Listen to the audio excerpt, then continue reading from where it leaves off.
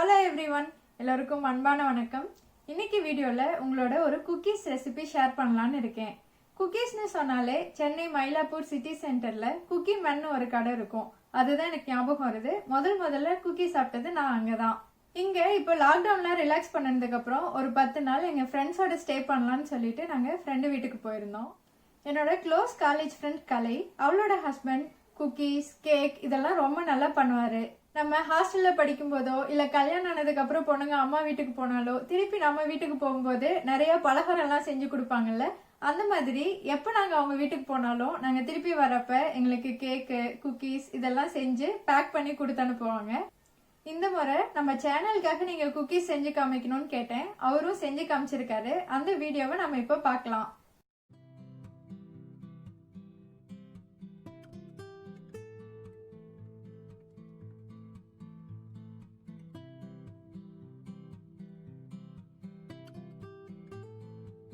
முதல்ல குக்கி செய்கிறதுக்கு 150 கிராம் வெண்ணெயை ரூம் டெம்பரேச்சரில் எடுத்துக்கோங்க.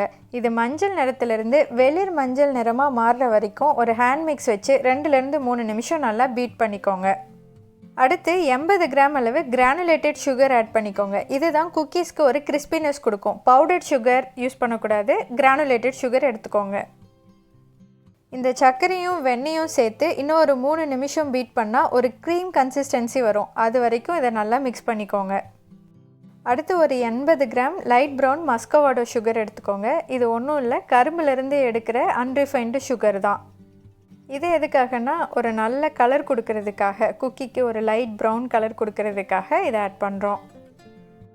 இது ஒரு 2 நிமிஷம் மிக்ஸ் பண்ணதுக்கப்புறம் ஒரு பெரிய முட்டை சேர்த்து நல்லா கலந்துக்கோங்க.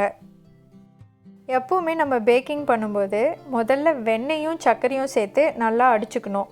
மாவு சேர்த்ததுக்கப்புறம் நம்ம அதை அடிக்கக்கூடாது, ஃபோல்ட் பண்ணி மட்டும்தான் விடணும்.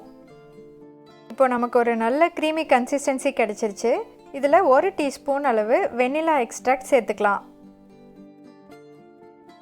அடுத்து 225 கிராம் அளவு ப்ளைன் ஃப்ளவர் எடுத்துக்கிட்டு இது 2 பேட்சாக பிரிச்சுக்கலாம். ஃபஸ்ட்டு ஒரு பேட்ச் சீவ் பண்ணி சேர்த்துக்கலாம்.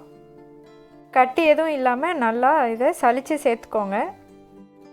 கூடவே 2 டீஸ்பூன் அளவு பேக்கிங் பவுடர் சேர்த்துக்கலாம். பேக்கிங் சோடா இல்லை, பேக்கிங் பவுடர், அதனால் 2 டீஸ்பூன் சேர்த்துக்கலாம். பேக்கிங் சோடா சேர்த்தா நல்லா பொங்கி வரும். நமக்கு குக்கீஸ் பொங்கி வர தேவையில்லாததுனால பேக்கிங் பவுடர் மட்டும் சேர்த்துக்கலாம். மாவு சேர்த்ததுக்கப்புறம் இந்த மாதிரி ஜென்டிலாக ஃபோல்ட் பண்ணி விடுங்க. இப்போது செகண்ட் பேட்ச் மாவும் சேர்த்துக்கலாம். மாவு சேர்த்ததுக்கு அப்புறமும் ஹேண்ட் மிக்ஸ் வச்சு நல்லா மிக்ஸ் பண்ணணுன்னா உள்ளே திக்காயிரும். நம்ம பேக் பண்ணுற ஐட்டமோட டெக்ஸ்சர் மாறிடும். அவ்வளோதான், குக்கி பேட்டர் ரெடி ஆயிடுச்சு. நம்ம பிளைன் குக்கீஸ் தான் செய்ய போகிறோன்னா இதை அப்படியே பயன்படுத்திக்கலாம். ஆனால் நம்ம இன்றைக்கி சாக்கோ சிப் குக்கீஸ் செய்ய போகிறோம். அதனால் 200 கிராம் அளவு சாக்கோ சிப்ஸ் எடுத்துக்கலாம். ஒரு 1/2 டீஸ்பூன் அளவு ப்ளைன் ஃப்ளவரை அந்த சாக்கோ சிப் மேலே கோட் பண்ணிவிட்டு அப்புறம் சேர்த்தோன்னா இது ஒரே இடத்துல செட்டில் ஆகாமல் நல்லா ஸ்ப்ரெட் ஆகி வரும். அதுக்காக கோட் பண்ணி சேர்த்துக்கலாம். இதை ஈவனாக ஸ்ப்ரெட் ஆகிற மாதிரி நம்ம கலந்து விட்டதுக்கப்புறம் ஒரு கிளிங் ஃபிலிம் எடுத்துக்கோங்க. அதை ஸ்ப்ரெட் பண்ணிவிட்டு குக்கி டோவை அதுக்குள்ளே இந்த மாதிரி வச்சுட்டு நல்லா ரேப் பண்ணிக்கலாம். ரொம்ப இறுக்கி ரேப் பண்ணாமல் நார்மலாக கொஞ்சம் சாஃப்டாக இருக்கிற மாதிரி ரேப் பண்ணிக்கோங்க. இந்த மாதிரி பண்ணி இதை நம்ம ரெஃப்ரிஜரேட் பண்ண போகிறோம். குறைஞ்சது 1 மணி நேரம் இல்லை ஓவர் நைட் கூட நம்ம ஃப்ரிட்ஜில் வச்சு நெக்ஸ்ட் டே குக்கி பண்ணிக்கலாம். இப்படி ஃப்ரிட்ஜில் வைக்கிறதுனால இந்த கொழன்னு இல்லாமல் குக்கீஸ்க்கு நல்ல ஷேப் கொடுக்குற மாதிரி கொஞ்சம் இந்த டோ திக் ஆகும். இப்போ நம்ம ஓவர் நைட் இதை ரெஃப்ரிஜரேட் பண்ணிவிட்டு அடுத்த நாள் எடுத்துகிட்டு ஒரு ஷார்ப் நைஃப் வச்சு ஈவனான சைஸில் இந்த மாதிரி ஜென்டிலாக கட் பண்ணிக்கோங்க. இப்படி கட் பண்ணினதுக்கப்புறம் அந்த கிளிங் ஃபிலிமை கேர்ஃபுல்லாக ரிமூவ் பண்ணிடுங்க. ஒவ்வொரு பீசஸ்லேயும் எதுவுமே ஒட்டிகிட்டு இருக்கக்கூடாது. அடுத்து ஒரு ட்ரேயில் பேக்கிங் பேப்பர் போட்டுட்டு இந்த குக்கி பீசஸை கொஞ்சம் இடைவெளி விட்டு வச்சுருங்க. இது பேக் ஆகும்போது இந்த குக்கீஸ் நல்லா ஸ்ப்ரெட் ஆகும். அப்படி ஸ்ப்ரெட் ஆனால் ஒன்றோட ஒன்று ஒட்டி வராமல் இருக்கிறதுக்காக நல்ல இடைவெளி விட்டு இந்த மாதிரி அரேஞ்ச் பண்ணிக்கணும். சும்மா டேஸ்ட் என்ஹான்ஸ் பண்ணுறதுக்காக ஒரு ட்ரேயில் இருக்கிற குக்கீஸில் மட்டும் நாங்கள் சால்ட் மேலே ஸ்ப்ரிங்கிள் பண்ணிக்கிறோம். 190 டிகிரி செல்சியஸில் 10 நிமிஷம் ப்ரீ ஹீட் பண்ண அவனில் இதை சேர்த்துக்கோங்க. சேர்த்ததுக்கப்புறம் 8லேருந்து 10 நிமிஷம் இதை வேக வைங்க.